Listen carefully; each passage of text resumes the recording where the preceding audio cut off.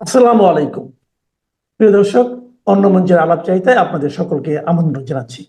মন্ডলী, আপনারা এই মুহূর্তে আমাকে যে যেখান থেকে শুনছেন এবং পরবর্তী যে যেখান থেকে শুনবেন, আপনাদের সকলকে জানাই আমি আমার আন্তরিক অভিনন্দন। এবং আপনারা এই মুহূর্তে ব্যানার এবং হেডলাইন দেখে আপনারা নিশ্চয়ই বুঝতে পারছেন যে আমি আজকের ভিডিওটা সরাসরি আসলে বিএনপি বা তারেক রহমানের জন্যই। এনসিপির যেসব পান্ডাগুলো আছে, আসিফ মাহমুদ, সজীব ভুঁইয়া, অমুক তমুক, হাজার কোটি টাকা দুর্নীতি করছে, এদের বিরুদ্ধে অতি সত্বর পারলে আগামী 72 ঘন্টার ভিতরে দুদককে চালু করেন এদের ধরতে। দেখবেন যে আপনার পথের কাটা অনেক শেষ হয়ে গেছে। কারণ দুদক যদি একবার ধরা শুরু করে, আপনার একটা কথা স্মরণ করে দিই, সেই 2001-11-এর কথা, 7-8-এর পরে রাস্তায় রাস্তায় টাকা ফেলে গিয়েছিল দুর্নীতিবাজরা। মনে আছে ভাই? আপনার দলেরই ছিল ম্যাক্সিমাম, 90% আপনার দলের, 10% সব দলের, কিন্তু ছিল। এখন যদি দুদক দিয়া সেম একটা কাজ করাইতে পারেন 15 দিনের ভিতরে, আপনি দেখবেন যে এই যে দুর্নীতিবাজ যেগুলো কাউ কাউ করতে সব ভাগবে। যারা গত বছর কোটি টাকার ইফতার করাইয়াছিল, ধরেন এএনসিপি রে ধরেন, কিভাবে ওই যে এত বিশাল সুবিশাল অফিস কিভাবে করেছে, কে সেই অফিস দিয়ে তাদের ধরেন, অনেক কিছু বাইরে যাবে। ডিসি, এসপি, এদের তালিকা কিছু দিয়েছি, এখনো কিছু আছে, আপনার যদি প্রয়োজন পড়ে আমি আরো দিব। কিন্তু জামাত ঠেকান, জামাত না ঠেকাইতে পারলে হবে না। আর জামাত ঠেকানোর জন্য এখন আপনার দলের নেতা কর্মীরা আসলে সবাই বুঝে কিনা তাও জানি না, নাও বুঝতে পারে, জিদও থাকতে পারে যে 17 বছর আমরা, কিন্তু সবাই শান্তিপূর্ণ অবস্থানে ছিলাম। টুকটাক কিছু কিছু জায়গায় যে একদম হয় নাই মারামারি তা না, আওয়ামী লীগের সাথে হয়েছে, কিন্তু সবাই শান্তিপূর্ণ অবস্থানে একটা ছিল। সবাই যার যার ব্যবসা বাণিজ্য করছে, অন্তত চলছে। এখন জামাত ঠেকাই তুলে আর এনসিপি ঠেকাই তুলে আপনার একার দ্বারা, আপনার এই পার্টির দ্বারা সম্ভব হবে না। সুতরাং আমাদেরকেও মাঠে আসতে হবে, আমরাও মাঠে নামবো। আমাদের শত্রু আপনারা না, আমরা আপনাদের পলিটিক্যাল প্রতিদ্বন্দ্বী, কিন্তু আপনারা আর আমাদের কমন শত্রু হচ্ছে যে জামাত ইসলাম এবং এনসিপি। একটা কথাই মনে রাখেন, শত্রুর শত্রু বন্ধু হয়ে যায়। আমাদের দুইজনেরই কমন শত্রু এইটা। আর আমাদের দুইজনেরই কমন প্রবলেম এই এনসিপি পান্ডাদের জুলাই সনদ। সনদ তো কয়না হেরা, হেরা হলে সনদ মানে ইসলামিক ভাবধারা। এই জুলাই সনদ, আপনি জুলাই সনদ করবেন না, আপনি 31 দফা করেন, সংবিধান সংশোধন করে 31 দফার উপর আপনি দেশ চালান, আমার কোনো প্রবলেম নাই। মাগার এই কোনো সনদ মনদ না। সুতরাং আমরাও এসে যাব। তো আপনার প্রথম যে কাজটা বললাম সেটা হচ্ছে যে এম্বাসিগুলো থেকে এই জামাতি বেসটাকে পুরাটা পুরাটা, আপনি মনে করেন না যে একজন অমুক আমার বিএনপি, অমুক আমার, না না না, ওই চিন্তা এখন আর করেন না। আগে একবার সরাইয়া তারপরে যাইয়া দেখেন full base, base to base. India থেকে তো প্রথম সরাবেন, যদি ইন্ডিয়া থেকে না সরান, এই যে আপনি যা চিন্তা করছেন যে ইন্ডিয়ার সাথে সুসম্পর্ক করবেন অমুক তমুক, সব বাগড়া বাজাবে তারা, তারা বাগড়া বাজাইতে ওস্তাদ। সুতরাং এদের প্রতিহত করতে হইলে পেটে লাথি মারেন, যখন পেটে ভাত থাকবে না, জামাত ইসলাম আর থাকবে না। নির্বাচনের পর রাজনৈতিক অঙ্গনে সক্রিয় হওয়ার চেষ্টা করছে কার্যক্রম নিষিদ্ধ থাকা আওয়ামী লীগ। নির্বাচনের পরদিন থেকে আওয়ামী লীগের কেন্দ্রীয় কার্যালয় সহ সারা দেশের 26টি জেলা ও উপজেলায় দলীয় কার্যালয় খুলে দোয়া মোনাজাত, জাতীয় পতাকা উত্তোলন, ব্যানার টানানো ও স্লোগান দিয়েছে দলটির নেতাকর্মীরা। আওয়ামী লীগের এমন তৎপরতা দেখে জামাত ইসলামী চুপ থাকলেও এনসিপি বলছে বিএনপির গ্রিন সিগন্যাল থাকায় মাঠে নামছে আওয়ামী লীগ। প্রশ্ন হলো, সরকারি দল বিএনপি কি ভাবছে? কিছু জায়গায় আওয়ামী লীগের তৎপরতা স্থানীয় ছাত্রদল ও বৈষম্য বিরোধীদের বাধার মুখে পড়লেও কেন্দ্রীয় পর্যায়ে বিএনপির শীর্ষ নেতৃত্বকে এ বিষয়ে প্রকাশ্যে কঠোর অবস্থান নিতে দেখা যায়নি। আবার আওয়ামী লীগের দুজন সাবেক এমপি সহ বেশ কয়েকজন নেতা জামিনে মুক্তি পেয়েছেন। বিএনপির একাধিক সূত্র বলছে, নির্বাচনের আগে থেকে আওয়ামী লীগের ভোট ব্যাংক নিজেদের দিকে আনার জন্য মাঠ পর্যায়ে অনানুষ্ঠানিক সহনশীলতার একটি পরিবেশ তৈরি হয়েছে। এখন সামনে স্থানীয় সরকার নির্বাচনের আগে বিএনপিকে আওয়ামী লীগের ব্যাপারে একটি সিদ্ধান্ত দ্রুতই নিতে হবে, সে ইঙ্গিত দিয়ে রেখেছেন বিএনপির মহাসচিব মির্জা ফখরুল ইসলাম আলমগীর। আবার জামাত ইসলামের একটি অংশ মনে করে, স্থানীয় সরকার নির্বাচনের আগে সরাসরি আওয়ামী লীগের বিরুদ্ধে না গিয়ে কৌশলগত অবস্থান নিতে চায়। প্রশ্ন হলো, নির্বাহী আদেশে অধ্যাপক ইউনূসের অন্তর্বর্তী সরকার যে আওয়ামী লীগের কার্যক্রমের উপর নিষেধাজ্ঞা দিয়ে গেছে, সেটি কোন প্রক্রিয়ায় তুলে নেবে সরকার? সরকার একটি সূত্র বলছে, এক্ষেত্রে তিনটি বিকল্পের কথা ভাবছে সরকার। তিনটির মধ্যে দ্বিতীয় বিকল্পের পথে হাঁটলে মার্চের শেষ দিকে স্বয়ংক্রিয়ভাবে আওয়ামী লীগের নিষেধাজ্ঞা অকার্যকর হয়ে যেতে পারে। এই বিকল্পগুলো নিয়ে পরীক্ষা নিরীক্ষা করবে আইন মন্ত্রণালয়। আবার মার্চ পর্যায়ে আওয়ামী লীগের অবস্থান ও দলটি নিষেধাজ্ঞা তুলে দিলে এর প্রভাব কি হতে পারে তা নিয়ে রিপোর্ট তৈরি করতে কাজ করছে দুটি গোয়েন্দা সংস্থা। নির্বাচনের পরদিন 13 ফেব্রুয়ারি থেকে রাজধানীর বঙ্গবন্ধু অ্যাভিনিউ আওয়ামী লীগের কেন্দ্রীয় কার্যালয়ে পতাকা উত্তোলন করা হয়। এরপর পটুয়াখালীর দশমিনা, বরগুনার বেতাগী, ঠাকুরগাঁয়ের পীরগঞ্জ, নারায়ণগঞ্জ, শরীয়তপুর, বগুড়া, পঞ্চগড়, হবিগঞ্জ, খুলনা, রাজবাড়ী, ফরিদপুর, চট্টগ্রাম, কুড়িগ্রাম, পাবনা, চাঁপাইনবাবগঞ্জ, নোয়াখালী, সিলেট এবং দিনাজপুরের পার্বতীপুর সহ সারা দেশের বিভিন্ন জেলা ও উপজেলায় দলীয় কার্যালয়ে নেতাকর্মীদের উপস্থিত হতে দেখা গেছে। এসব জেলায় দলটির পরিত্যক্ত কার্যালয়ের তালা ভেঙে ভিতরে প্রবেশ, জাতীয় দলীয় পতাকা উত্তোলন এবং বঙ্গবন্ধু শেখ মুজিবুর রহমান ও শেখ হাসিনার ছবি টানানোর ঘটনা ঘটে।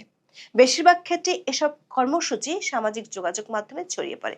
সবশেষ ধানমন্ডির আওয়ামী লীগের সভাপতির রাজনৈতিক কার্যালয়ের ফটকের সামনে জাতীয় পতাকা ও বঙ্গবন্ধুর ছবি রেখে স্লোগান দিয়েছে কার্যক্রম নিষিদ্ধ যুব মহিলা লীগের একদল নেত্রী।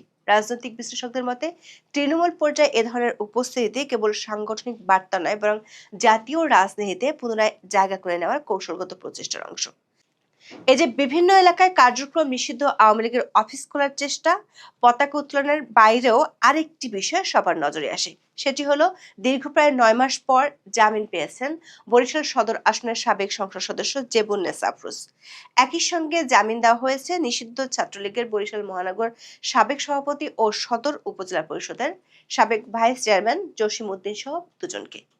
গ্রেপ্তারের 1.5 বছর পর জামিনে কারামুক্ত হয়েছেন ঠাকুরগাঁও 2 আসনের সাবেক সংসদ সদস্য ও আওয়ামী লীগ নেতা দবিরুল ইসলাম। অনেক জায়গায় আওয়ামী লীগের এই তৎপরতার মুখে স্থানীয় ছাত্রদল বা বিএনপি সমর্থিত নেতাকর্মীদের বাধা, ভাঙচুর বা পুনরায় তালা ঝুলিয়ে দেওয়ার ঘটনা ঘটেছে। তবে কেন্দ্রীয় পর্যায়ে বিএনপি শীর্ষ নেতৃত্বকে এ বিষয়ে প্রকাশ্যে কঠোর অবস্থান নিতে দেখা যায়নি। বিষয়টিকে কার্যক্রম নিষিদ্ধ আওয়ামী লীগের প্রতি নতুন সরকারের নমনীয় মনোভাব বলে মনে করছেন বিশ্লেষকেরা। তাদের মতে ত্রয়োদশ জাতীয় সংসদ নির্বাচনকে ঘিরে রাজনৈতিক সমীকরণে বড় পরিবর্তন এসেছে।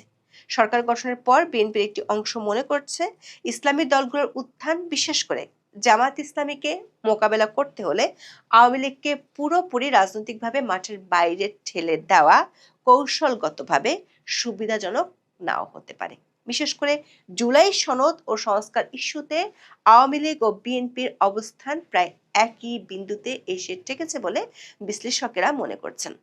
বর্তমান সংসদে বিরোধী দলগুলোর সঙ্গে বিএনপির যে টানাপোড়েন তৈরি হয়েছে তার কেন্দ্রে রয়েছে সংবিধান সংস্কার পরিষদের শপথ না নেওয়া ও জুলাই সনদের বাস্তবায়ন প্রশ্ন। সম্প্রতি মন্ত্রিসভার শপথ অনুষ্ঠান বয়কট করেছে জামাত, এনসিপি সহ কয়েকটি বিরোধী দল। তাদের অভিযোগ, জুলাই সনদের প্রতিশ্রুতি বাস্তবায়নে সরকার আন্তরিক নয়। অন্যদিকে আওয়ামী লীগ ও জুলাই সনদ বাস্তবায়নের বিষয়ে আপত্তি জানিয়ে আসছে। ফলে এই ইস্যুতে বিএনপি ও আওয়ামী লীগের মধ্যে নীরব সমঝোতার একটি ক্ষেত্র তৈরি হয়েছে, এমন ধারণা রাজনৈতিক অঙ্গনে জোরালো হচ্ছে। নির্বাচনের আগেও গণভোট ইস্যুতে আওয়ামী লীগ না ভোটের পক্ষে প্রচারণায় সক্রিয় ছিল। যদিও বিএনপির কেন্দ্রীয় নেতৃত্ব সরাসরি কোনো অবস্থান নেয়নি, তবু তৃণমূল পর্যায়ে অনেক নেতাকর্মী না ভোটের পক্ষে প্রচারণা চালান। সে সময় থেকেই দুই দলের মধ্যে দূরত্ব কিছুটা কমতে শুরু করে বলে মনে করেন বিশ্লেষকেরা। রাজনৈতিক বিশ্লেষকদের মতে আওয়ামী লীগ এখন সরাসরি বড় কর্মসূচির বদলে উপস্থিতি জানানোর কৌশল নিয়েছে। ছোট ছোট প্রতীকী কর্মসূচির মাধ্যমে তারা সংগঠনের অস্তিত্ব টিকিয়ে রাখতে চাইছে। একই সঙ্গে তারা দেখছে বিএনপির প্রতিক্রিয়া কতটা কঠোর বা সহনশীল হয়। এই প্রতিক্রিয়ার উপর নির্ভর করবে ভবিষ্যতের কৌশল। অন্যদিকে বিএনপির একটি অংশ মনে করছে বহুদলীয় গণতন্ত্রে একটি বড় দলকে সম্পূর্ণ নিষ্ক্রিয় রাখা দীর্ঘমেয়াদে রাজনৈতিক অস্থিরতা বাড়াতে পারে এবং এতে তৃতীয় শক্তি লাভবান হতে পারে। বিএনপির চেয়ারম্যান তারেক রহমান নির্বাচনের আগে বার্তা সংস্থা রয়টার্সকে দেওয়া এক সাক্ষাৎকারে বলেছেন, জনগণ চাইলে সাবেক প্রধানমন্ত্রী শেখ হাসিনার সন্তানরা রাজনীতিতে ফিরতে পারেন। এই বক্তব্যকে রাজনৈতিক মহল কেবল ব্যক্তিগত মন্তব্য হিসেবে দেখছেন না, বরং এটি একটি বৃহত্তর রাজনৈতিক বার্তা হিসেবেই বিবেচিত হচ্ছে। জাতীয় সংসদ নির্বাচনে বিএনপির নিরঙ্কুশ বিজয়ের পর বিএনপির চেয়ারম্যান তারেক রহমানের সঙ্গে বৈঠকের আগ্রহ প্রকাশ করেন সাবেক প্রধানমন্ত্রী শেখ হাসিনার ছেলে সজীব ওয়াজেদ জয়। ব্রিটিশ সংবাদমাধ্যম আইটিভিকে দেওয়া এক সাক্ষাৎকারে সজীব ওয়াজেদ জয় বলেছিলেন, তিনি সব সময় উন্মুক্ত। তিনি এমন একজন মানুষ যে সব সময় আলোচনায় বিশ্বাস করে, তা যত কঠিনই হোক বা যার সঙ্গেই হোক, এটাই তার কৌশল। বিএনপির বিপুল বিজয়ের পর প্রথম সংবাদ সম্মেলনে আওয়ামী লীগ নিয়ে প্রশ্নের জবাবে তারেক রহমান বলেন, আইনের শাসন নিশ্চিত করার মাধ্যমে সমাধান হবে। সবশেষ গত 8ই ফেব্রুয়ারি নতুন সরকার মন্ত্রী হিসেবে প্রথম কর্মদিবসে আওয়ামী লীগের বিষয়ে সরকার অবস্থান কি হবে এমন প্রশ্নের জবাবে স্থানীয় সরকার, পল্লী উন্নয়ন ও সমবায় মন্ত্রী মির্জা ফখরুল ইসলাম আলমগীর বলেন, এটা তারা রাজনৈতিকভাবে পরে জানাবেন। এ নিয়ে সরকারে আলোচনার পরে জানা হবে। নির্বাচন কমিশন সূত্রে জানা গেছে, মেয়াদ উত্তীর্ণ ঢাকা উত্তর ও ঢাকা দক্ষিণ এবং চট্টগ্রাম সিটি কর্পোরেশন নির্বাচন আয়োজনের মধ্য দিয়ে স্থানীয় সরকারের নির্বাচন কার্যক্রম শুরু করতে চাইছে ইসি। এ বিষয়ে স্থানীয় সরকার বিভাগ ইতিমধ্যে নির্বাচন কমিশনের কাছে চিঠি পাঠিয়েছে। এই 3 সিটি কর্পোরেশন নির্বাচন শেষে পর্যায়ক্রমে বাকি 9 সিটি কর্পোরেশন এবং পাশাপাশি জেলা পরিষদ, পৌরসভা ও উপজেলা পরিষদ নির্বাচন আয়োজন করা হবে। 2024 সালের 5ই আগস্ট সরকার পতনের পর মেয়র, চেয়ারম্যান ও কাউন্সিলরদের পদত্যাগের প্রেক্ষাপটে অন্তর্বর্তী সরকার 12টি সিটি কর্পোরেশন, 330টি পৌরসভা, 497 উপজেলা পরিষদ এবং 64টি জেলা পরিষদের জনপ্রতিনিধিদের অপসারণ করে। বর্তমানে ইউনিয়ন পরিষদ ছাড়া এসব স্থানীয় সরকার প্রতিষ্ঠান প্রশাসকের মাধ্যমে পরিচালিত হচ্ছে। তবে আদালতের আদেশে চট্টগ্রাম সিটি কর্পোরেশনের মেয়র হিসেবে দায়িত্ব পালন করছেন শাহাদাত হোসেন। ইসি সূত্র জানায়, অন্তর্বর্তী সরকার দায়িত্ব নেওয়ার পরপরই স্থানীয় সরকার নির্বাচন আয়োজন নিয়ে আলোচনা উঠেছিল। সে সময় 3 বড় সিটি কর্পোরেশন ঢাকা উত্তর, ঢাকা দক্ষিণ ও চট্টগ্রাম সিটি কর্পোরেশন নির্বাচন আয়োজনের প্রস্তুতি নিতে চিঠি দেওয়া হয়। পরে অবশ্য বিএনপি সহ অধিকাংশ রাজনৈতিক দলের আপত্তির কারণে সংসদের আগে স্থানীয় সরকার নির্বাচন আয়োজনের সম্মতি দেয়নি সরকার। সরকারের বিরুদ্ধে সমালোচনা দানা বাঁধার আগেই নির্বাচনে 2/3 জয়ের আমেজ টাটকা থাকতে থাকতে বিএনপি স্থানীয় সরকার নির্বাচনগুলো সেরে ফেলতে চায়। নির্বাচন কমিশনার আব্দুর রহমান আল মাসুদ বলেছেন, ঈদের পর স্থানীয় সরকার নির্বাচনগুলো ধারাবাহিকভাবে সম্পন্ন করা হবে। বিএনপির শীর্ষ নেতাদের কয়েকজন মনে করেন, এই স্থানীয় সরকার নির্বাচনগুলোর আগে আওয়ামী লীগের নিষেধাজ্ঞার বিষয়ে বিএনপিকে একটি সিদ্ধান্ত নিতে হবে। কারণ জাতীয় নির্বাচনে আওয়ামী লীগের ভোটারদের একটি বড় অংশের ভোট বিএনপির বাক্সে পড়েছিল। ভোটার হিসেবে দেখা গেছে, আওয়ামী লীগের ঘাঁটি হিসেবে পরিচিত এলাকাগুলোতে বিএনপি নিরঙ্কুশ জয় পেয়েছে। বিষয়টিকে মাথায় রেখে স্থানীয় সরকার নির্বাচনের আগে সরকার আওয়ামী লীগের ব্যাপারে সিদ্ধান্ত নিতে চায়। না হলে স্থানীয় সরকার নির্বাচনে একই ভোট ব্যাংক বিএনপির বিরুদ্ধে গেলে উল্টো ফল আসতে পারে। অন্যদিকে জামাতের নেতারা মনে করেন, অনেক এলাকায় যেখানে বিএনপির নেতারা আওয়ামী লীগের উপর নির্যাতন চালিয়েছিল, সেখানে আওয়ামী লীগ জামাতকে ভোট দিয়েছিল। আবার স্থানীয় সরকার নির্বাচনের আগে সরাসরি আওয়ামী লীগের বিরুদ্ধে প্রকাশ্যে জামাত ইসলামী বিরোধিতা করলেও সেটি হিতে বিপরীত হতে পারে। যদিও জামাতের জোটে থাকা এনসিপি মনে করে, বিএনপির গ্রিন সিগন্যাল থাকার কারণে আওয়ামী লীগের নেতা কর্মীরা কার্যালয়গুলো খুলছে। দর্শক, 2024 সালের 12ই মে আওয়ামী লীগের কার্যক্রম নিষিদ্ধ করে অন্তর্বর্তী সরকারের স্বরাষ্ট্র মন্ত্রণালয়ের জননিরাপত্তা বিভাগের রাজনৈতিক শাখা 2 থেকে একটি আদেশ জারি করা হয়েছিল। ওই আদেশটি জারির জন্য সরকার এর আগে 2009 সালের সন্ত্রাস বিরোধী আইনটি সংশোধন করে সন্ত্রাস বিরোধী সংশোধন অধ্যাদেশ 2025 জারি করে। 2009 সালের সন্ত্রাস বিরোধী আইনের 18-1 নম্বর ধারায় বলা হয়েছিল, এই আইনের উদ্দেশ্য পূরণ করবে সরকার কোনো ব্যক্তি বা সত্তা সন্ত্রাসী কাজের সাথে জড়িত আছে মর্মে যুক্তিসঙ্গত কারণের ভিত্তিতে সরকারি গেজেটের প্রজ্ঞাপন দ্বারা ওই ব্যক্তিকে তফসিলে তালিকাভুক্ত করিতে পারিবে বা সত্তাকে নিষিদ্ধ ঘোষণা ও তফসিলে তালিকাভুক্ত করিতে পারিবে। কোন দল বা দলের কার্যক্রমকে সরাসরি নিষিদ্ধ করার কোনো বিধান এই আইনে ছিল না। অন্তর্বর্তী সরকারের আইন উপদেষ্টা আসিফ নজরুল তড়িঘড়ি করে 2009 সালের আইনের সত্তাকে নিষিদ্ধ ঘোষণা ও তফসিলে তালিকাভুক্ত করতে পারবে এই শব্দগুলোর পর সত্তার যাবতীয় কার্যক্রম নিষিদ্ধ ঘোষণা করতে পারবে এমন শব্দগুলো যোগ করে নতুন অধ্যাদেশ জারি করে। আর তাতেই রাতারাতি নিষিদ্ধ হয়ে যায় আওয়ামী লীগের কার্যক্রম। সরকারের সাথে সুর মিলিয়ে নির্বাচন কমিশন আওয়ামী লীগের প্রতীক স্থগিত করে।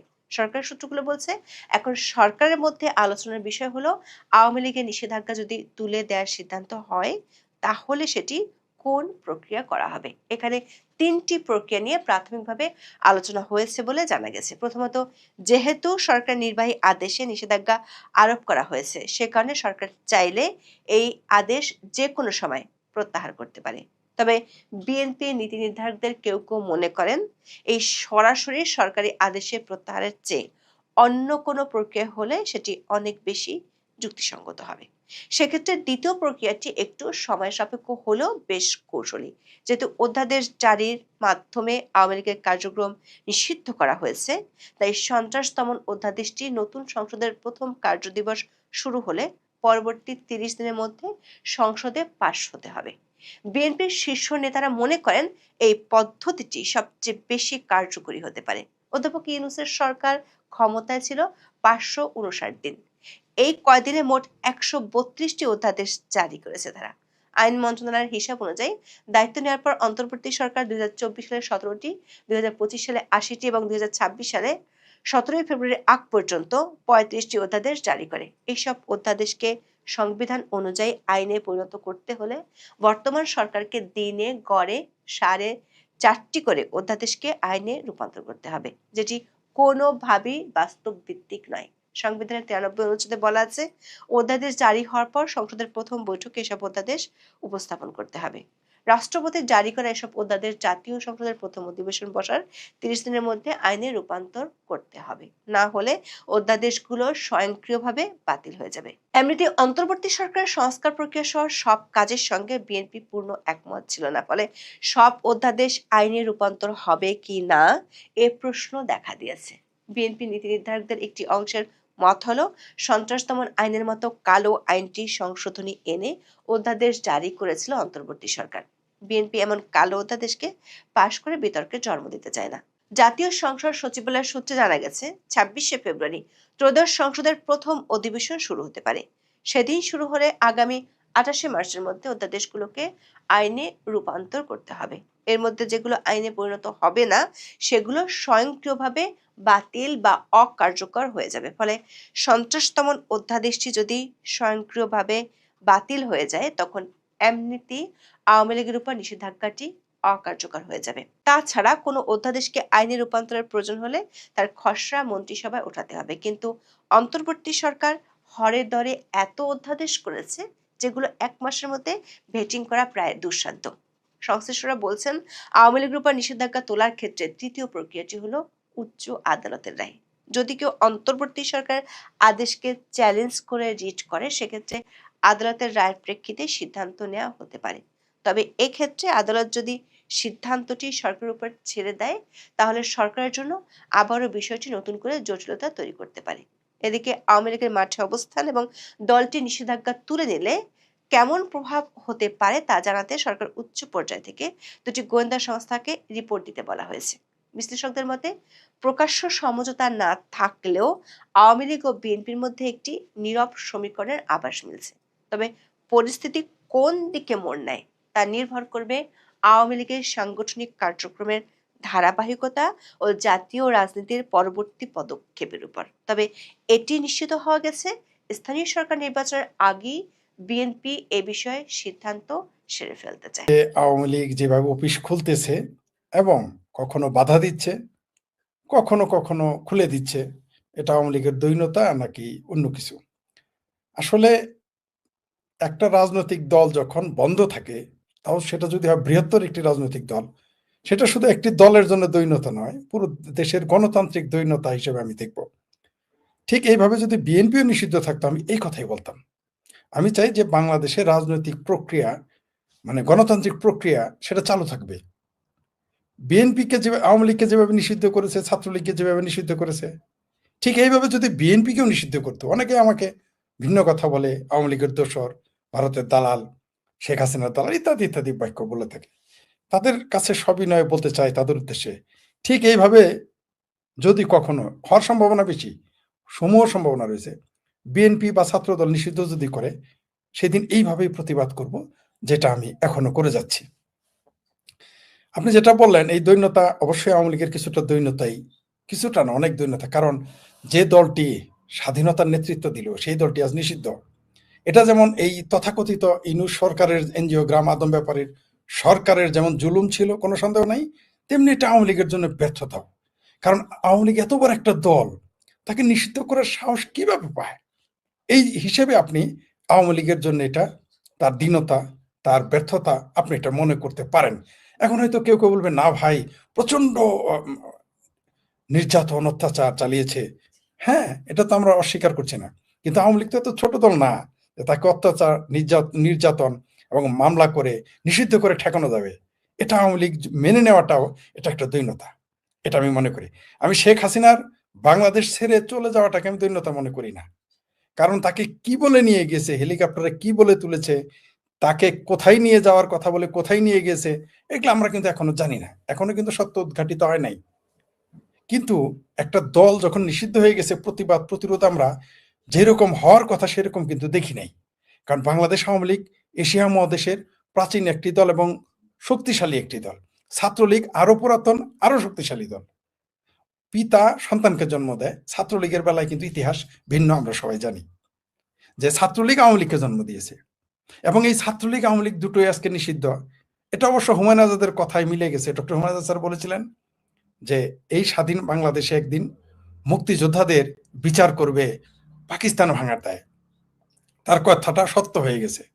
তার এই কথাটা তিনি যখন লিখেছিলেন, তিনি জীবিত ছিলেন।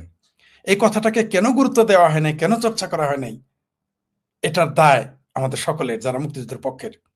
হয়তো আমরা তখন ভেবেছিলাম ডক্টর, ইভেন আমিও এটা আমি কিন্তু স্যারের সব কথা, আমি ডক্টর হুমায়ুন আজাদ স্যারের সব লেখার কথার বলার আমি অন্ধভক্ত ছিলাম। এই কথাটা আমি প্রতিবাদ করেছিলাম, স্যার এটা কি সম্ভব? তিনি হেসে এড়িয়ে গিয়েছিলেন, বলেছিলেন যে সময় কথা বলবে, এই ধরনের কিছু, আমার মনে পড়তেছে না কি বলেছিলেন। সম্ভবত তিনি তখন বলেছিলেন যে দেখতে পারবা, এরকম কিছু বলেছিলেন আমাদের। আমি এই কথা প্রতিবাদ করি, কিন্তু আজকে দেখেন একেবারে হুবহু মিলে গেছে। তো এটা আবার আওয়ামী লীগের দৈন্যতা। আপনি যে কথাটা আমাকে বললেন, অবশ্যই এটা দৈন্যতা। কারণ একটা নির্যাতন নিপীড়ন করলে একটা রাজনৈতিক দল চুপচাপ থাকবে, চুপচাপ থাকাটাও তাদের দৈন্যতার মধ্যে আসে। আর আপনি যেটা বললেন, বর্তমান যেটা করতেছে, বিএনপি কোথাও খুলে দিচ্ছে অফিস, কোথাও আগুন জ্বালাচ্ছে, দুটোই করতেছে। আমি বলতে চাই যে যদি বিএনপির শুভবুদ্ধির উদয় হয়, তাহলে অবশ্যই আওয়ামী লীগের উপরে, ছাত্রলীগের উপরে নিষেধাজ্ঞাটা প্রত্যাহার করবে। আর আমার মনে হয় এই মুহূর্তে আন্দোলন করার চাইতে আওয়ামী লীগের, আমার ব্যক্তিগত মত, এই মুহূর্তে একটা মামলা করা উচিত, রিট করা উচিত যে আওয়ামী লীগ নিষিদ্ধ কি কারণে। কারণ এটা নির্বাহী আদেশের নিষিদ্ধতা, এটা টিকে না। আপনারাও যেটুকু জানেন আইন, আমিও যেটুকু বুঝি, আমি আইনের ছাত্র না, আইনের শিক্ষক না, কিন্তু যতটুকু আইন বুঝি, নির্বাহী আদেশের কোনো আদেশ নিষেধ কোনোটাই মানুষ মানতে বাধ্য নয়। কারণ এটা হাইকোর্ট বা সুপ্রিম কোর্ট এগুলো অ্যালাউ করবে না, এবং গণতন্ত্রে বাংলাদেশের সংবিধান এটাকে স্বীকৃতি দেয় না। আপনি কোনোভাবেই বাংলাদেশ আওয়ামী লীগ তো দূরের কথা, আপনি ছাত্রদল, বিএনপিকে আপনি নিষিদ্ধ করতে পারেন না, জাতীয় পার্টিকে আপনি নিষিদ্ধ করতে পারবেন না সংবিধান অনুযায়ী, কোনো আইনে আপনি পারবেন না। তাই আমি মনে করি তাদের এখন আইনের আশ্রয় নেওয়া উচিত। আর বাংলাদেশে এই মুহূর্তে যে নতুন সরকার এসেছে, যে একেবারেই এই ৩-৪ দিন হয়ে গেল যে সরকার, বিএনপির সরকার, তাদের উচিত হবে এই ব্যাপারে আইনকে তার নির্দিষ্ট গতিতে চলতে দেওয়া। যদি তারা বাধা দেয় এবং এই নিষিদ্ধতাকে ওইভাবেই রেখে দেওয়ার চেষ্টা, মানে আমি বলছি না যে আইন প্রয়োগ করবে, আইনের ব্যাপারে বিএনপি যদি সরকারিভাবে এখানে প্রভাব খাটানোর চেষ্টা করে, তাহলে এটা বুমেরাং হয়ে যাবে। এটা তার জন্য ক্ষতি হবে, দেশের জন্য ক্ষতি হবে, গণতন্ত্রের যে যাত্রা, গণতন্ত্রের যে প্রক্রিয়া, গণতন্ত্রের যে চর্চা, সেটা ভুল দিকে প্রবাহিত হবে, এবং এটার খেসারত একসময় বিএনপিকেও দিতে হতে পারে। আপনি কল্পনা করেন যে একটা দেশের সার্বভৌমত্ব কিভাবে এখানে লঙ্ঘিত হয়েছে। একটা দেশকে দেশই মনে করা হইতেছে না। আরে ভাই, একটা বাজারেও খাবার যদি আপনি নিয়ে যান, সেইখানে স্থানীয়, মানে উপজেলা প্রশাসন, জেলা প্রশাসন খাদ্যের উপরে তদারকি করে যে খাদ্যটা মানুষের উপযুক্ত কিনে। আচ্ছা, আপনি আমেরিকা থেকে আনলেন, বাংলাদেশের যে মানে আপনার খাদ্য বিভাগ আছে, ফুড অফিসার আছে, সে যখন টেস্ট করবে এটা খাওয়া যাবে না, তখন কি করবেন? মানে কিরকম একটা সংবিধান এবং মানবতা বিরোধী, সার্বভৌমত্ব বিরোধী একটা চুক্তি করেছে এই ইউনূস। আর সেটা আমাদের এই তথাকথিত নির্বাচনের মাধ্যমে, যাই হোক, একটা নির্বাচন কোন রকম গুজামিলের হয়েছে, গ্রেস দিয়ে পাশ করা হয়েছে। আসার পরে এখানে দেখেন আপনি, এই সরকার সেটা মেনে নিতে চাচ্ছে এবং সেই চিঠিতে আবার সেটা মনে করাই দিতেছে। হ্যাঁ, এটা কার কথা আর কি বলবো। আমাদের এই জাতীয় ভাইয়া আমার ভাবির পোলাদের দেখে ভয় পায়। আপনি দেখেছেন চরমনায়ের পীর ভেসকি মানলে বিএনপি কথা বলে না। তো আমাদের আমাদের আমাদের আমাদের ওই এদের ভেসকি দেখেই ভয় পায় তারেক রহমান বা বিএনপি।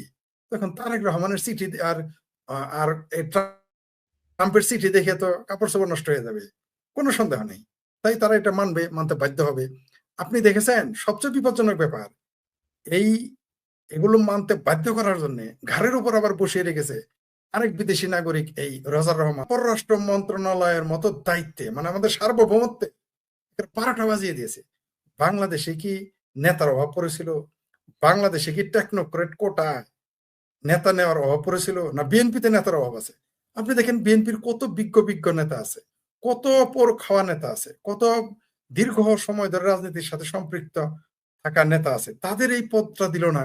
কোত্থেকে কই রোজার রহমান ওরফে খলিলুর রহমান, লম্পট রহমান ওরফে খনি রহমান, খনির প্ররোচনা দানকারী রহমান, তাকে এনে পররাষ্ট্র মন্ত্রণালয়ের পদে, যাকে এর আগে আবার বানানো হয়েছিল প্রতিরক্ষা উপদেষ্টা, যে যার প্রতিরক্ষা উপদেষ্টা প্রতি পদে পদে ব্যর্থ হয়েছে, তার প্রত্যেকটা পদক্ষেপ সেই ব্যর্থ লোকটাকে এখানে জোর করে মেনে নিতে বাধ্য হয়েছে। আসলে এটা মেনে নেয় নাই, এটা বিএনপিকে মেনে নিতে বাধ্য করা হয়েছে।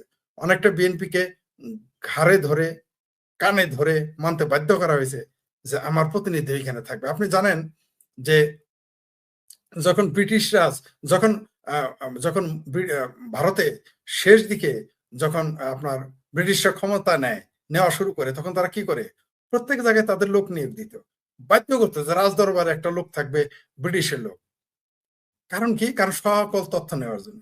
এই রজার রহমান ওরফে খলিল রহমানের পররাষ্ট্র মন্ত্রণালয় দেওয়া মানে বিএনপি রাজনৈতিক দল হিসেবে দেউলিয়া, একটা সংসদ দেউলিয়া, বিএনপি রাজনৈতিক নেতারা দেউলিয়া, বাংলাদেশ নামক রাষ্ট্রটি যার কোনো সার্বভৌমত্ব নেই, তার সার্বভৌম কোনো সিদ্ধান্ত নেওয়ার ক্ষমতা নাই।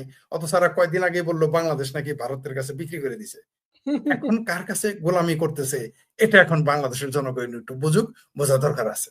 জি, এই এনজিওগ্রাম সরকার ইউনুস, এই সুদি ইউনুস, ভণ্ড ইউনুস, দালাল ইউনুস, গোলাম ইউনুস এই 17 মাসে বাংলাদেশকে যে জায়গায় রেখে গেছে, আমার মনে হয় না তারেক রহমান এখান থেকে সেটা তুলে ধরে বা ঘুরিয়ে নিয়ে বাংলাদেশকে তার স্বাভাবিক যাত্রায় নিয়ে যেতে পারবে। আমার মনে হয় না যে তারেক রহমানের সেই প্রজ্ঞা বা বিএনপির, মানে প্রজ্ঞার চাইতে সবচেয়ে বড় কথা এখানে তাদের সেই স্বাধীনতাই নেই। আমার মনে হয় না যে এই সংসদের, এই সকল নির্বাচনের মাধ্যমে যে আমরা একটা সংসদ পেয়েছি, সেই সংসদের সেই ক্ষমতাই নেই যে বাংলাদেশকে তারা স্বাভাবিক গতিতে নিয়ে যাবে। যারা একটা মন্ত্রী নিয়োগ দিতে পারে না, আপনি দেখেন একেবারে একটা যে কোনো একটা 5 বছরের রাজনীতিতে যারা সরেয়া ক খ জানে, তারাও বলবে যে এই রজার রহমান ওরফে খলিলুর রহমান ওরফে ব্লেজার রহমান ওরফে রেজার রহমান একে নিয়োগ দেওয়া হয়েছে যে আমেরিকার কথায় বা কোন দেশের কথা বা বাধ্য হয়ে, এটা তো সুস্পষ্ট। তো যে সংসদ মন্ত্রী নিয়োগ দিতে স্বাধীন নয়, সেই সংসদ বা সেই সরকার বাংলাদেশের কতটুকু কাজ করাতে পারবে, কতটুকু কাজ স্বাধীনভাবে করতে পারবে, কতটুকু বাংলাদেশের মানুষকে দিতে পারবে? বাংলাদেশের মানুষের গণতন্ত্র, নিরাপত্তা, অর্থনৈতিক নিরাপত্তা, খাদ্যের নিরাপত্তা তো দেওয়ার প্রশ্নই আসে না। এই চুক্তির মাধ্যমে সর্বপ্রথম খাদ্য নিরাপত্তা বিঘ্নিত হয়েছে, যে আপনি তার খাদ্যে, আপনি তার সেই মাংসে পরীক্ষা করতে পারবেন না। আমার তো মনে হয় উগান্ডাতেও যদি আমেরিকা এই চুক্তি করে, সেইখানে তার মাংস ঢুকাতে পারবে না, তার খাদ্য ঢুকাতে পারবে না, যা বাংলাদেশে ঢুকতে যাচ্ছে। এটা আমাদের জন্য সার্বভৌমত্বের জন্য যেমন লঙ্ঘন, তেমনি এই ঘটনার মাধ্যমে প্রমাণ হয় যে তারেক রহমান এই দেশকে সোজা পথে বা সিরাতুল মুস্তাকিমের পথে নিতে পারে। সিরাতুল মুস্তাকিম মানে বাংলাদেশের অর্থনীতি যেভাবে সহজভাবে চলে সেটা বলেছি, সেই পথে তিনি নিতে পারবেন না, সে যোগ্যতা তার নাই। আর ডক্টর ইউনূস ইচ্ছা করে দেশকে একটা অন্ধকারে ফেলে গেছে, যাতে মাজা সোজা করে কেউ দাঁড়াতে না পারে। পরিকল্পিতভাবে এটা করেছে যাতে তার ওই গ্রামীণ ব্যাংকের কিস্তির ব্যবসা ভালো চলে। সেই কারণে তিনি এটা, কারণ যত দরিদ্র বাড়বে তার কিস্তির সংখ্যা তত বাড়বে। সোজা হিসাব, মদ্যপ যত বাড়বে মদের ব্যাপারে তত মদ বেচতে পারবে। আপনার বুইরা খাটাস, দর্শক দেখি আপনার এই বাক্যটা মার্কেটে চালাই দিছে খুব ভালো। এই যে বুইরা খাটাস যেভাবে দেশটাকে নিয়ে গেছে, যাতে তার গ্রামীণ ব্যাংকের, আপনি দেখেন কত বড় বাটপারি, এটা গ্রামীণ ব্যাংক কিভাবে না, এটা কি ব্যাংক? আপনি তো কোনো প্রতিষ্ঠানের নাম ব্যাংক রাখতে পারেন না। যেমন জামাতে ইসলাম যেমন ইসলাম না, নেজামে ইসলাম যেমন ইসলাম না, নীল নদের পানি যেমন নীল না, তেমনি দেখেন গ্রামীণ ব্যাংক, মানে দুইটাই বাটপারি, গ্রামীণ ব্যাংক নাম দিয়েছে। ব্যাংক নাম আপনি কেন এখানে যদি অন্য কিছু দেন, আপনি ব্যাংক কিভাবে নাম দেবেন? দিতে পারেন, এটা তো ব্যাংক না। বাংলাদেশের কোন এনজিওর নামের আগে কি ব্যাংক আছে? নামটাই তো রং। যাই হোক, সেটা অন্য বিষয়। তার এই ব্যবসা চালু করার জন্য এটা করেছে। আপনি ঠিকই বলেছেন, ইউনুস বহুত শিয়ানা মাল। ইউনুস আর আমেরিকার ব্যবসা চলবে সেইভাবে এই সরকারকে তারা বসিয়ে গেছে। তারেক রহমান যাই করুক না কেন, সেটা আমেরিকা আর ডক্টর ইউনুসের গ্রামীণ ব্যাংকের আর ডক্টর ইউনুসের আদম ব্যাপারীর ব্যবসাটা খুব ভালো চলবে আমার মনে হয়। দেশ ভালো চলবে না।